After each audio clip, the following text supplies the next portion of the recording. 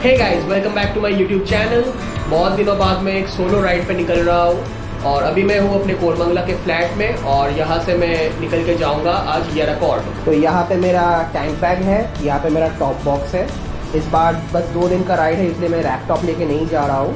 बस इसके अंदर टॉप बॉक्स के अंदर कुछ कपड़े डाल दिए और मेरे जो एसेंशियल गैजेट्स है वो सब इस बैग के अंदर है।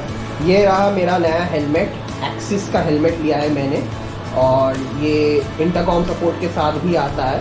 तो फ्यूचर में मैं अगर इंटरकॉम लूँगा तो इसमें आसानी से इंस्टॉल कर पाऊँगा और इस हेलमेट के साथ ये मेरा पहला राइड होने वाला है। तो चलिए निकलते हैं और बाकी बातें मैं आपसे करूँगा मोटो ब्लॉगिंग सेटअप में। तो अभी टाइम हो रहा है 5:51 AM इन द मॉर्निंग। काफ़ी सुबह सुबह निकला हूँ मैं मुझे नहीं लगता कि मैं पहले कभी किसी राइड के लिए, सोलो राइड के लिए खासकर इतना सुबह सुबह निकला हूँ। और इलेक्ट्रॉनिक सिटी फ्लाईओवर घुसने से पहले मुझको करना होगा फ्यूल अप। यहाँ पे एक पेट्रोल पंप है, इस पेट्रोल पंप से मैंने कर लिया फुल टैंक।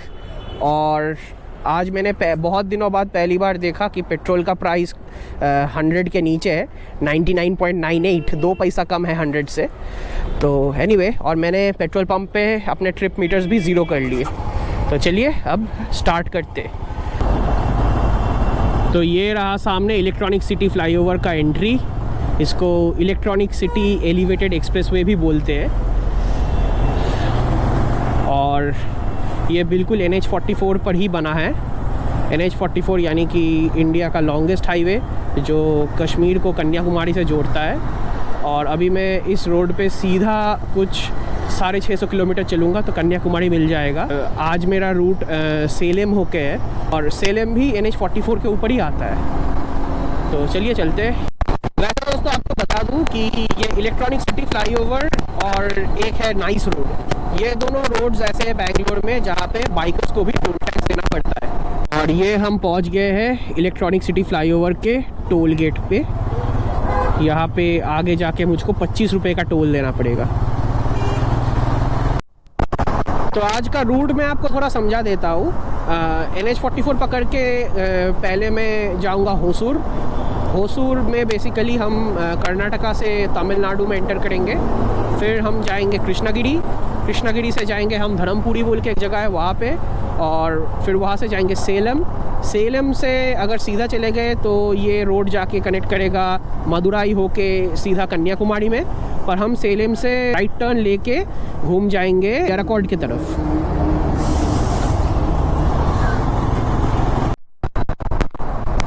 तो येराकॉड के बारे में मैं आपको थोड़ा ब्रीफ कर दूं।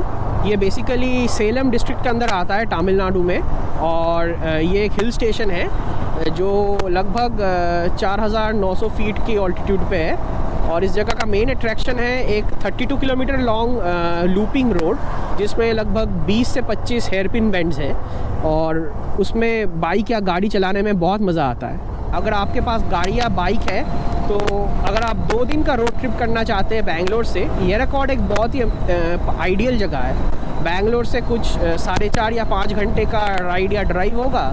फिर वहाँ पे जाके थोड़ा रेस्ट करके आप उधर का साइट सीइंग जो है वो कंप्लीट कर सकते हैं। फिर अगले दिन सुबह को ब्रेकफास्ट करके आराम से निकल के वापस आ सकते हैं।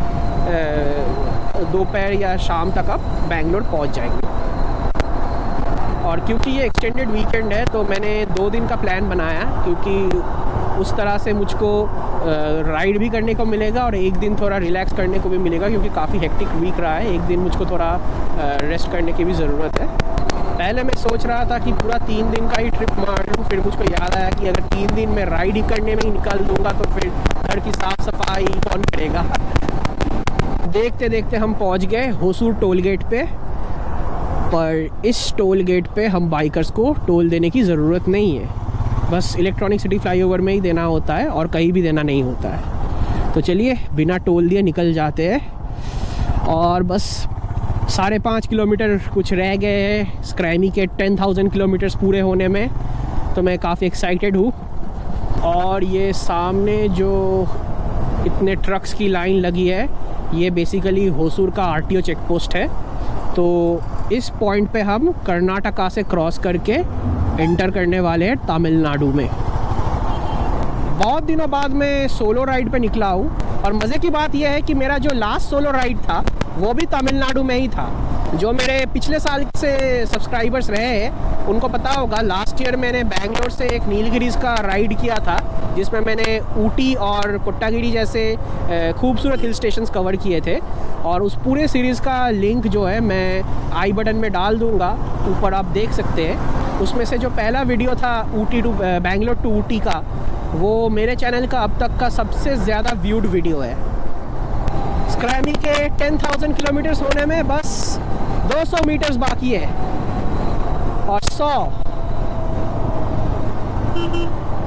एंड फाइनली 10,000 हिट कर गया। यहाँ पे तो रोक के पिक्चर लेना पड़ेगा।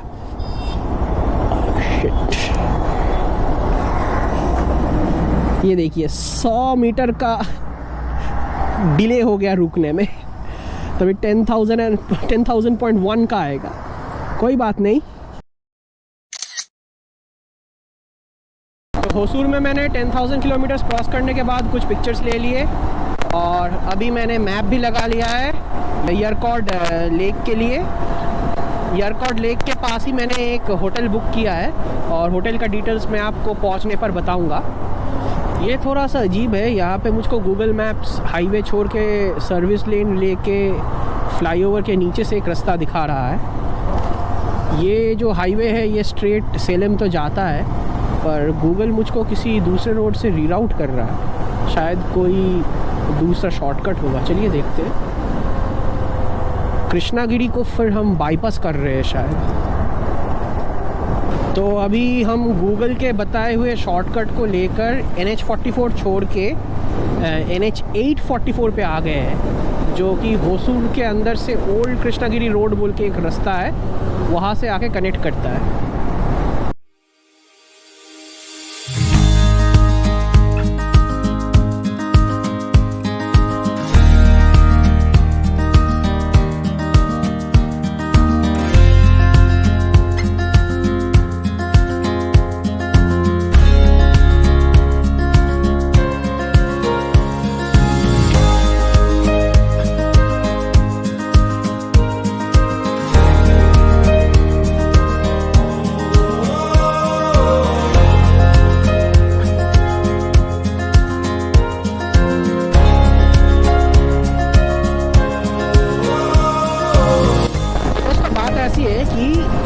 रास्ता है NH 844, ये अभी भी अंडर कंस्ट्रक्शन है और ये कुछ दिनों पहले तक एग्जिस्ट नहीं करता था। तो बैंगलोर से एयरकॉड जाने का जो सबसे पॉपुलर रूट था वो वाया कृष्णागिरी था, पर अब क्योंकि ये रूट मोर और लेस फंक्शनल हो चुका है तो गूगल ये सजेस्ट कर रहा है और ये कृष्णागिरी को बाईपास कर देता है। अरे बाप रे, काफ़ी डेंजरस ट्रेल है, थोड़ा संभाल के।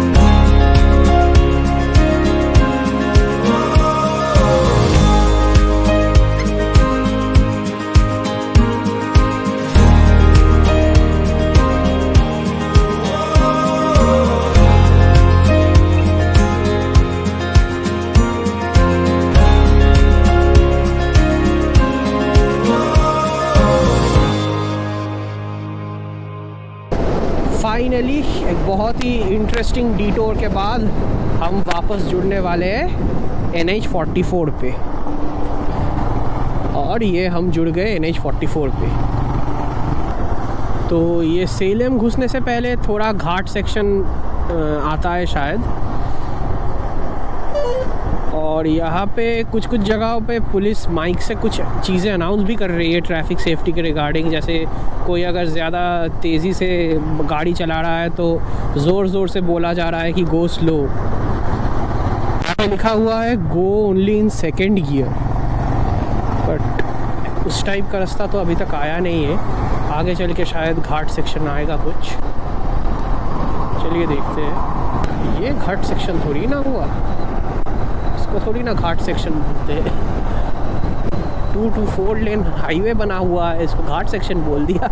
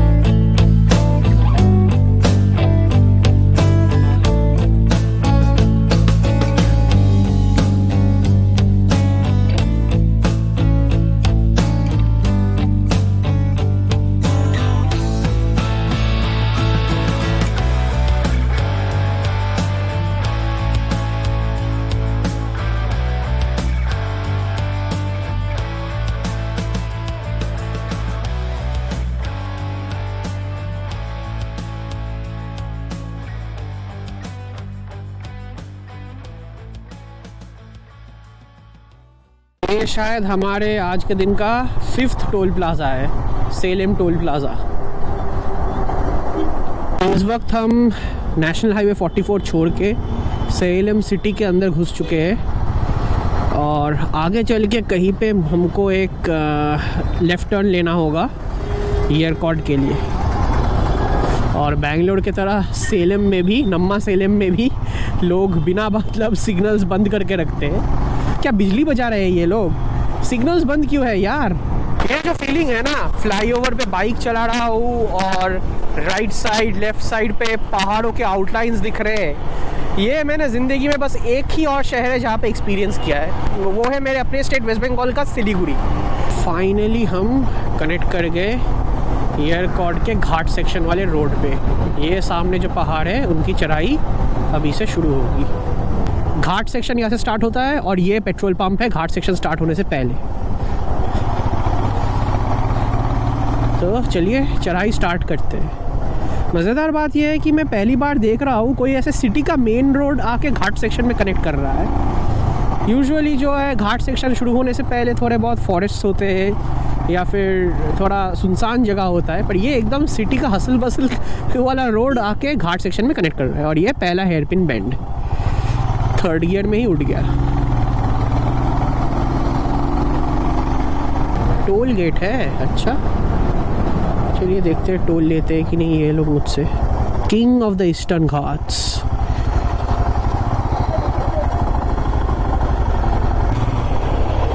चलो, तो बाइक से टोल नहीं लिया, अच्छी बात है। तो ये एक इम्पॉर्टेंट इन्फॉर्मेशन है, एयरकॉर्ड में घुसने से पहले बाइक को टोल देना नहीं होता है, 4 व्हीलर को टोल देना होता है। रोड काफ़ी अच्छा है। साउथ इंडियन हिल स्टेशंस में रोड यूजुअली अच्छे ही होते हैं क्योंकि इन लोगों के पास हिमालयन चैलेंजेस नहीं है ना, कि लैंडस्लाइड हो गया या फिर फ्लैश फ्लड हो गया। यहाँ पे रोड्स बना के मेंटेन करना रिलेटिवली इजी है।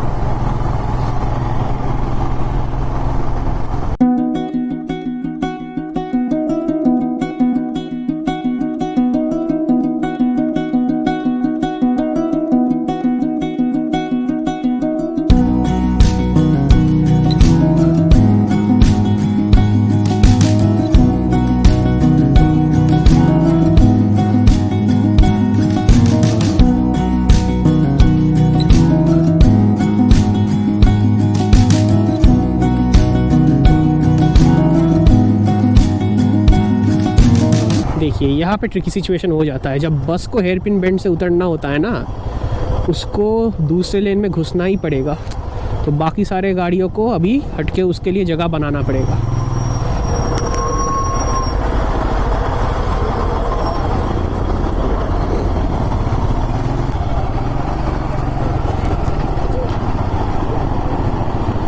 पहली बार मुझको फर्स्ट गियर करके उठाना पड़ा कहीं पे इस पहाड़ पे। अभी पहाड़ों वाली फील आ रही है। हाँ, फर्स्ट गियर पे बाइक चलाना पड़ रहा है, फर्स्ट सेकंड गियर पे बाइक जा रहा है।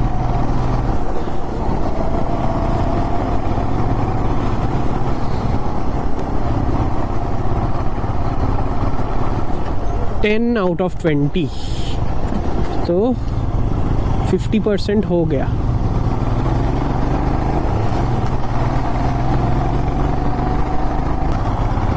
ये हेयरपिन बेंड्स काफ़ी मज़ेदार है, थोड़े कम स्टीप है कंपेयर टू ऊटी, पर मज़ेदार है। 12 हेयरपिन बेंड्स क्रॉस करने के बाद इस खूबसूरत से पेड़ को देख के मैं थोड़ा रुका हूँ। यहाँ पे कुछ पिक्चर्स तो बनते हैं, और वहाँ दूर, कैमरा में आ रहा है कि नहीं मुझे नहीं पता, वहाँ दूर सेलेम का पूरा सिटी दिख रहा है।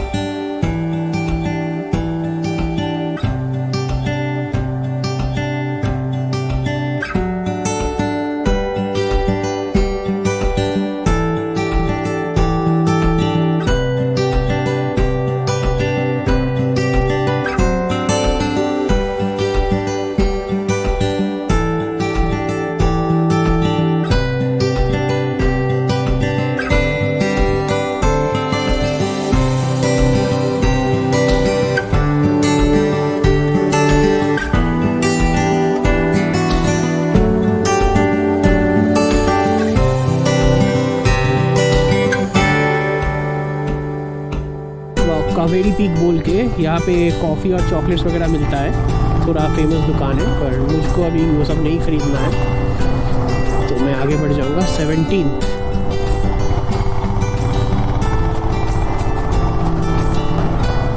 अब ये पेड़ देखिए, जिसके नीचे वाले पत्ते लाल हैं और ऊपर वाले पत्ते हरे हैं।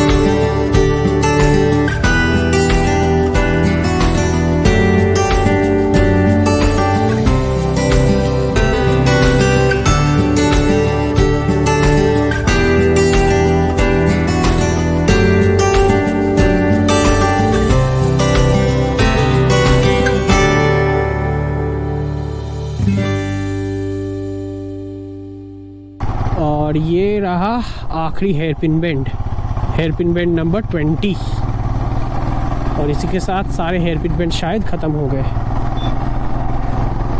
ये यहाँ से होटल्स सारे चालू हो गए हैं, होटल्स एंड रिज़ॉर्ट्स। एयरकॉर्ड में काफ़ी खूबसूरत रिज़ॉर्ट्स है, पर एक चीज़ मैं आपको बता दूं कि एयरकॉर्ड में एकोमोडेशन थोड़ा महंगा है compare to other tourist places. ख़ास करके वीकेंड्स पे तो बहुत ही ज़्यादा डिमांड रहता है, क्योंकि एकदम सुपर हिट वीकेंड डेस्टिनेशन है। और ये रहा एयरकॉर्ड का पेट्रोल पंप। तो पूरे हेयरपिन बेंड्स कंप्लीट करने के बाद ही पेट्रोल पंप मिल जाएगा। होटल में घुसने से पहले मैं आपको एयरकॉर्ड लेक भी दिखाने वाला हूँ। एयरकॉर्ड lake is one of the main attractions of एयरकॉर्ड। 2 मेजर अट्रैक्शंस है, एक है ये 20 हेयरपिन बेंड वाला रोड, और दूसरा है वो एयरकॉर्ड लेक। उसके अलावा कुछ और स्पॉट्स भी हैं साइट सीइंग के, वो मैं कुछ देर बाद बाइक लेके निकलूँगा तब दिखाऊंगा आपको। ये शायद एयरकॉर्ड लेक जाने का रास्ता है। ये है पार्किंग एयरकॉर्ड लेक घुसने से पहले, इसके लिए 20 रुपये लिए हैं। अभी मैं खड़ा हूँ एयरकॉर्ड लेक साइड में, और मौसम काफ़ी अच्छा है यहाँ पे, ठंडी ठंडी हवाएं चल रही है।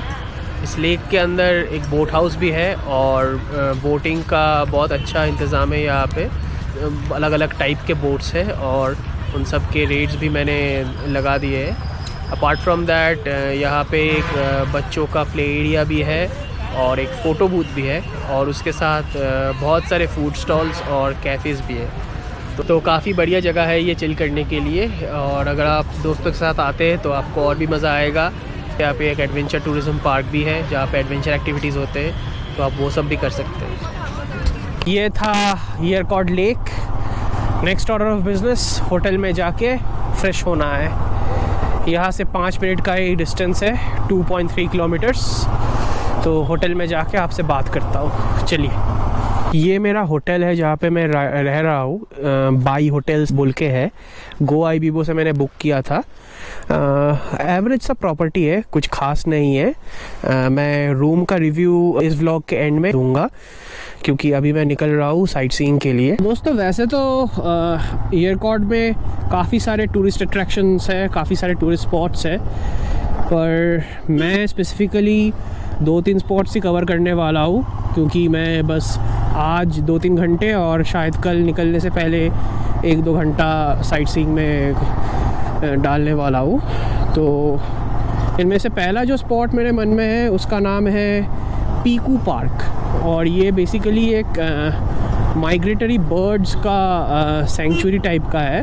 यहाँ पे बहुत सारे अलग अलग किस्म के बर्ड्स देखने को मिलेंगे। तो चलिए चलते। मेरे सामने जो है ये स्काई पार्क बोल के कुछ है। तो ऐसे बहुत सारे पार्क्स बने हुए हैं येरकॉड में और आप इनको एक्सप्लोर कर सकते हैं। ये आ गए हम पीकू पार्क। मेरे होटल से बस 5 मिनट लगा बाइक पे, और पार्किंग का क्या सीन है मुझे थोड़ा देखना पड़ेगा। तो मैं आ चुका हूँ पीकू पार्क और यहाँ पे मैंने अपना बाइक पार्क कर दिया है और काफ़ी सेफ़ पार्किंग है। आप देख सकते हैं मैंने अपना हेलमेट भी छोड़ दिया है बाइक पे, और बहुत सारे लोगों ने अपना हेलमेट यहाँ पे रखा हुआ है, तो सेफ़ है। अभी मैं घुस चुका हूँ पीकू पार्क में, और यहाँ पे घुसने के लिए मुझको 300 रुपीज़ का एंट्री फ़ी देना पड़ा। ये सारे एनिमल्स यहाँ पे है, हेंस, एवियरी मतलब बर्ड्स का, husky, goats, ostrich, ducks, rabbits, pigeons. तो मेरे जैसे एनिमल लवर के लिए ये जगह तो एकदम स्वर्ग जैसा है। तो ये है पीकू पार्क के मेन एवियरी का एंट्रेंस। इसके अंदर हमको बहुत अलग अलग टाइप के बर्ड्स देखने को मिलेंगे। वो हम पे आके बैठेंगे और हम उनको खाना भी खिला पाएंगे। तो चलिए वो चीज़ एक्सपीरियंस करते हैं।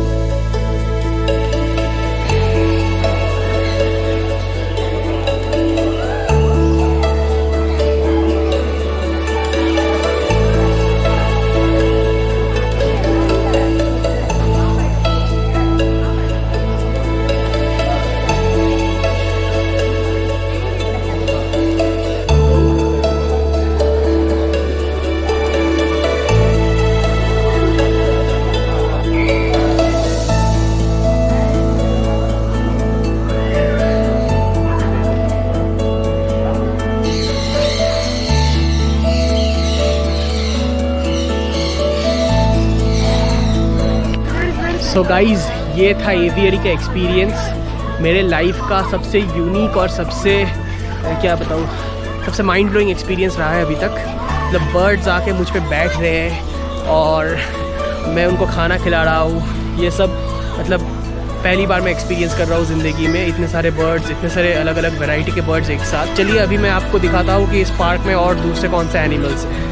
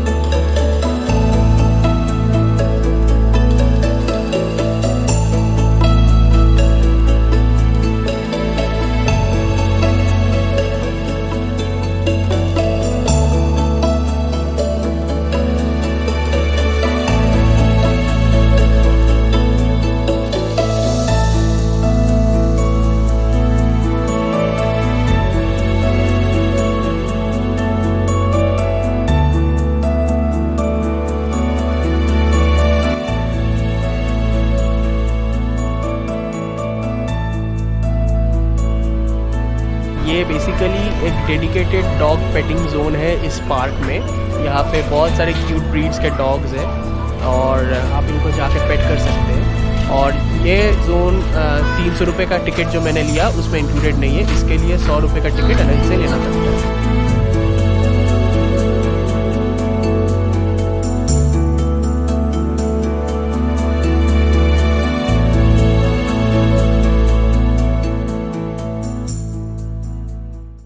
ये था मेरे हिसाब से एयरकॉर्ड का सबसे मेजर टूरिस्ट अट्रैक्शन जो होना चाहिए एटलीस्ट मेरे हिसाब से, पीकू पार्क। मतलब मेरी ज़िंदगी का सबसे अनोखा एक्सपीरियंस रहा है ये। तो आज के दिन का आखिरी पॉइंट मैं विज़िट करने वाला हूँ अभी, जो यहाँ से बस 3 मिनट की दूरी पर है और उसका नाम है पकोड़ा पॉइंट या फिर pagoda point, I am not sure. वहाँ से एक बहुत अच्छा व्यू मिलेगा। वैसे तो एयरकॉर्ड में बहुत सारे व्यू पॉइंट्स हैं, जैसे कि ladies seat, gents seat, children seat, ये सब हो गया। बट मैं इस पगोड़ा पॉइंट पे इंटरेस्टेड हूँ क्योंकि मैंने सुना है कि सबसे खूबसूरत व्यूज़ यहीं से मिलते हैं। और अभी सूरज ढलने का भी टाइम हो गया है और मैंने सुना है कि यहाँ से बहुत खूबसूरत सनसेट दिखता है। तो चलिए सनसेट कैप्चर करने की भी कोशिश करूँगा अगर हो पाए तो ये है पगोड़ा पॉइंट के एंट्रेंस का दरवाज़ा और यहाँ पे देख सकते हैं आप बहुत सारे स्टॉल्स बैठे हुए हैं। यहाँ पे एक शूटिंग गेम भी चल रहा है। ये है पगोड़ा पॉइंट का व्यू पॉइंट। ये ऊपर वाला टावर है और इधर नीचे एक और टावर भी है और यहाँ से व्यू कैसा है मैं आपको दिखाता हूँ। यहाँ से व्यू कुछ ऐसा है। यहाँ दूर एक गांव दिख रहा है, मुझे पता नहीं ये कौन सा गांव है। वहाँ दूर जो शहर दिख रहा है ना, वो सेलेम शहर है। पूरा का पूरा सेलेम शहर दूर दूर तक दिख रहा है। कैमरा में शायद अच्छे से आ नहीं रहा होगा बट पूरा दिख रहा है। तो देखिए ये वॉच टावर के 2 लेवल्स हैं। वो ऊपर वाला लेवल जो थोड़ा ज़्यादा ही क्राउडेड रहता है और ये नीचे वाला लेवल है। यहाँ पे बैठने का जगह है, आराम से शांति से आप व्यूज़ देख सकते हैं और सनसेट भी एंजॉय कर सकते हैं। वो देखिए वहाँ दूर सनसेट हो रहा है और मैं श्योर नहीं हूँ कि टाइम लैप्स में कैसा आएगा, फिर भी मैं एक टाइम लैप्स शॉट लेने की कोशिश कर रहा हूँ और देखते हैं कैसा आता है। सो गाइस सनसेट हो चुका है उस पहाड़ के पीछे और अनफॉर्चुनेटली जो टाइम लैप्स फुटेज आया है वो दिखाने लायक नहीं है, तो मैं उसको वीडियो में नहीं डाल रहा हूँ। पर कुछ तस्वीरें लिया है मैंने, वो मैं डाल रहा हूँ, देख लीजिए।